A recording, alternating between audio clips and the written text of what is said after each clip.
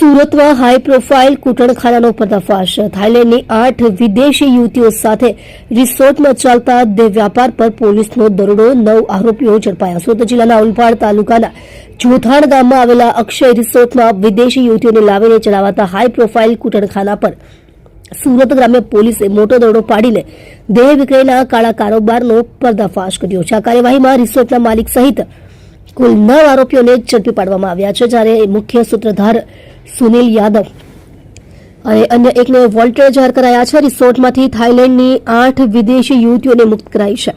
Police મહાનિરીક્ષક Premvir સિંહ અને police અધિક્ષક રાજેશ ગઢિયાના માર્ગદર્શન હેઠળ LCB, anti human trafficking unit, parole furlough squad અને ઓલપાડ પોલીસ સ્ટેશનની સંયુક્ત ટીમોએ આ ઓપરેશનને અંજામ આપ્યો છે।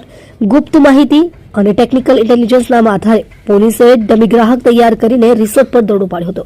રિસોર્ટના રેસ્ટોરન્ટની ઉપરના રૂમોમાં અને અન્ય વિસ્તારોમાં વિદેશી યુવતીઓને રાખીને પ્રતિ ગ્રાહક પાસેથી 2000 થી 8000 રૂપિયા વસૂલીને શારીરિક સુખની વ્યવસ્થા કરવામાં આવતી હતી। પોલીસ અધિકારીએ જણાવ્યું હતું કે રિસોર્ટના માલિક અક્ષયભાઈ કંચનલાલ ભંડારીએ મુખ્ય આરોપી સુનિલ યાદવને 5 રૂમો આપ્યા હતા અને તેના બદલામાં દરરોજ 2000 રૂપિયા વસૂલતા હતા। આરોપીઓ વિદેશી યુવતીઓને સુરત શહેરમાંથી લાવીને રિસોર્ટમાં રાખતા અને ગ્રાહકોને આકર્ષવા માટે વિવિધ વિઝા હેઠળ તેઓને ભારતમાં લાવવામાં આવતી હતી। આ કારોબારથી આસપાસના વિસ્તારમાં સામાજિક અસર પડી રહી હતી। રવિસિંહ બબ્બુસિંહ રાજપૂત, ઉંમર વર્ષ 33, સંચાલક વેસુ, સુરત, મૂળ જોનપુર, યુપી।